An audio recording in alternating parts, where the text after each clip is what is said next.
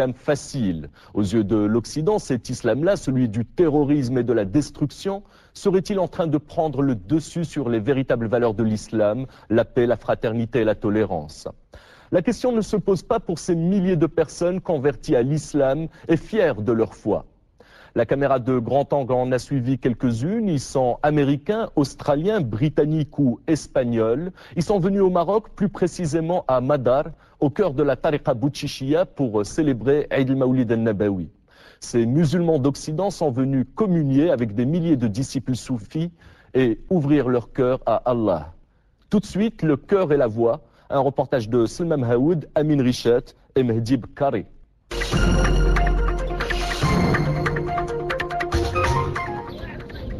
Madar, petit village de l'Oriental et fief de la tariqa Boutchichia. Et dans cette maison, des disciples, tous français, joignent leur voix à celle des soufis du monde entier.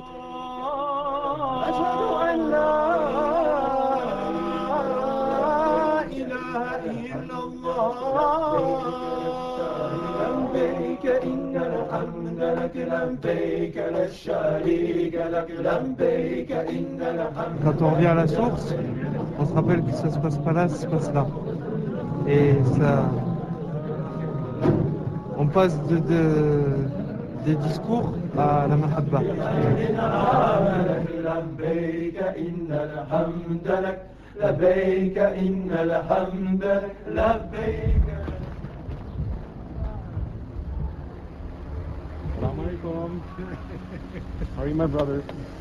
Ils se sont connus il y a 5 ans.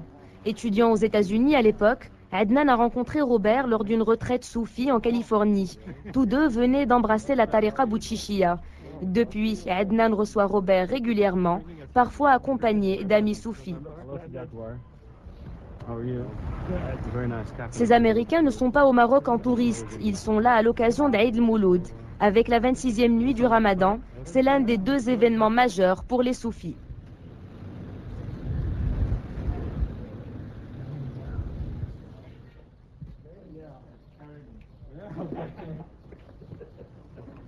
Perk, l'homme qui ferme la marche, a été successivement chrétien puis bouddhiste.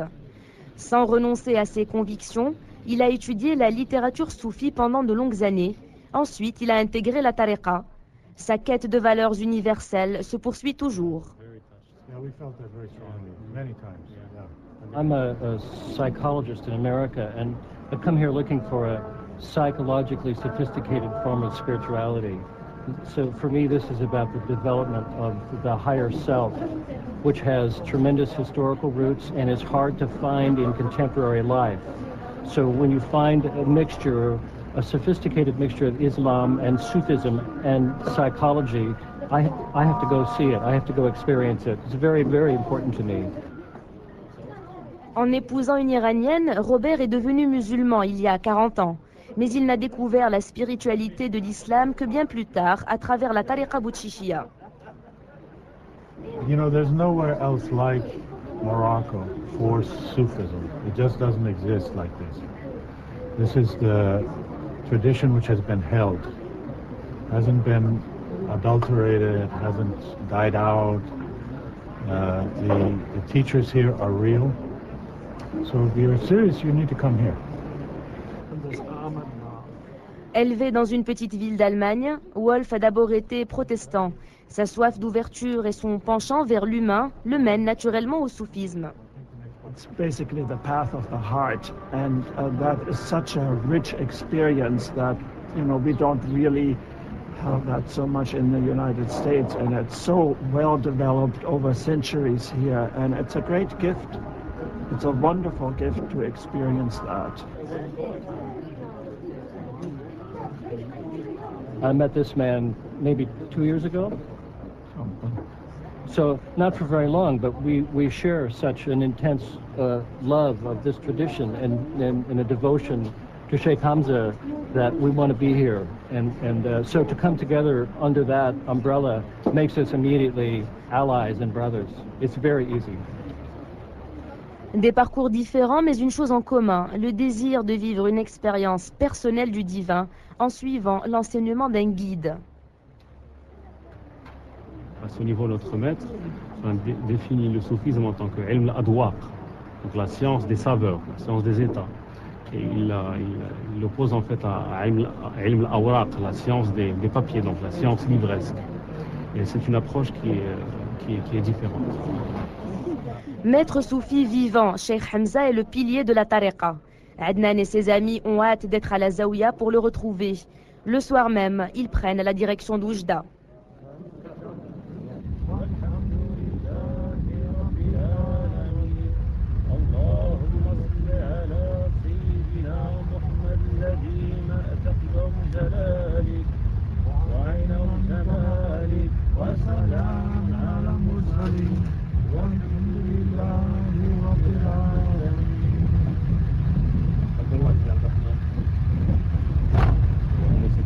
Dans un état de dhikr, donc chaque fois qu'on a un moment, on essaie de pratiquer pour bien sûr se rapprocher de Dieu, pour lire notre cœur.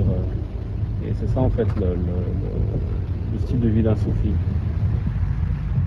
Le style de vie d'un soufi, c'est aussi servir la tariqa dans la mesure de ses moyens. Adnan est donc chargé d'accueillir et d'orienter plusieurs disciples étrangers durant leur séjour au Maroc. Yeah, we're very excited just to be able to train.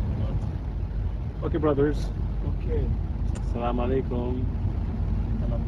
Have a good night. Thank you. See you in the morning, inshallah. Are you staying a little bit? No. Are you going?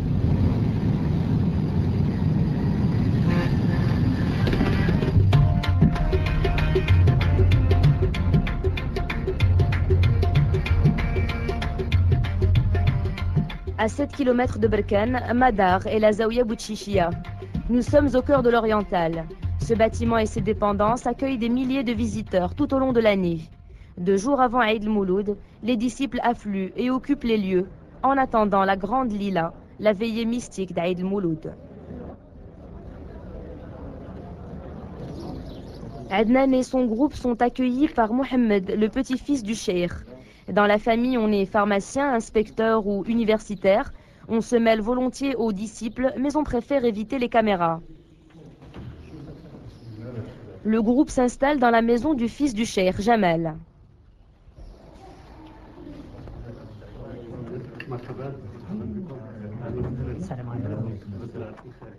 D'autres disciples étrangers sont déjà là. Certains ont parcouru des milliers de kilomètres.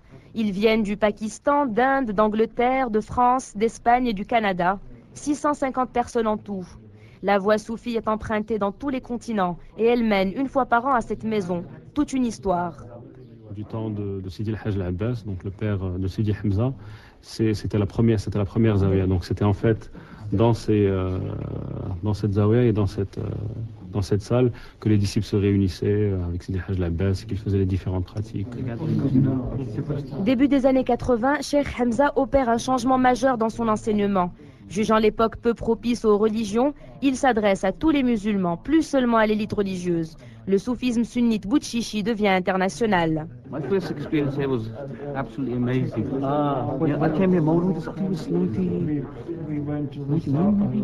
I wasn't a Muslim at that time, and I was at home doing some work and things, and I heard on the radio when I was working, making some food in the kitchen, and I heard that there was free Arabic classes, and all of a sudden I just had a desire to learn Arabic. I don't know from where it came.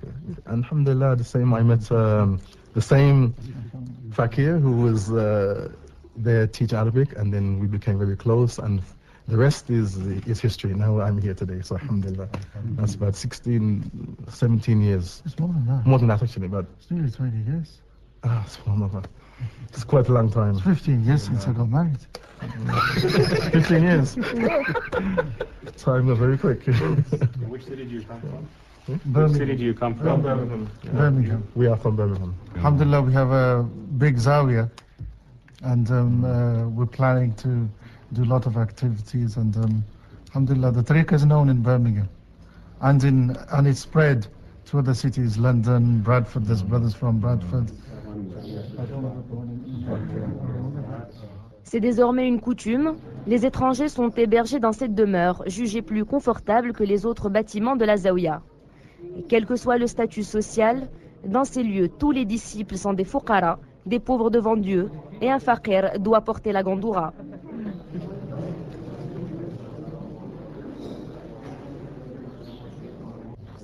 « 250 personnes résident à la Zaouia. Certaines s'occupent des repas qui sont faits maison et pris en commun. Une manière d'encourager les disciples à mieux se connaître. A man in Texas became a Muslim. In a whole town, is only one Muslim, become one Muslim. It was on television. And people say, you know, why become Muslim? You know, it's the first time I feel happy within myself, become Muslim. And he's praying on the side of the road at the time the prayer came on his own. And that takes a lot of courage.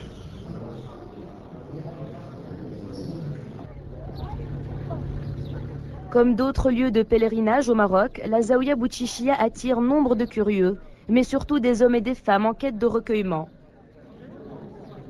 وهاد الفقراء كما كتشوفوا كلشي جاي من شي من الجديده شي من طنجه شي من العريش شي من تطوان شي من الدار البيضاء شي من الرباط ونطلبوا الله يزيد في العمر ديالو والفقراء الله يصلح الجميع.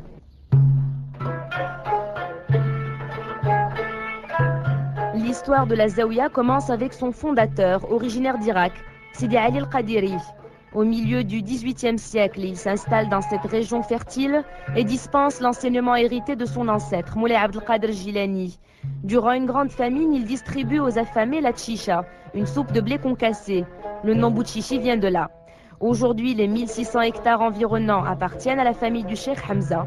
Et avec le nombre croissant des disciples, des bâtiments nouveaux sont construits régulièrement. Si le soufisme existe depuis l'aube de l'islam, la tariqa Boutchichia est-elle plus contemporaine? Son histoire a commencé il y a 2 siècles et son rayonnement a toujours été lié à celui de ses cheikhs successifs.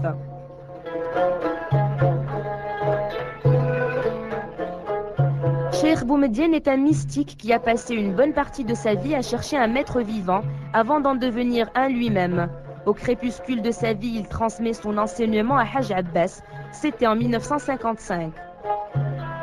Haj Abbas s'occupait des affaires agricoles de la Zaouia.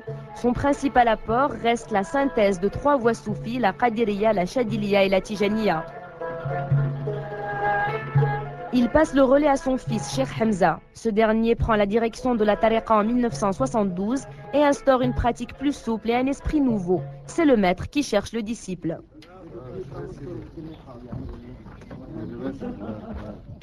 Lui, c'est l'imam de l'ancienne mosquée de la Zaouia. Il a bien connu Haj Abbas pour l'avoir fidèlement servi durant des années. Ils vivaient sous le même toit.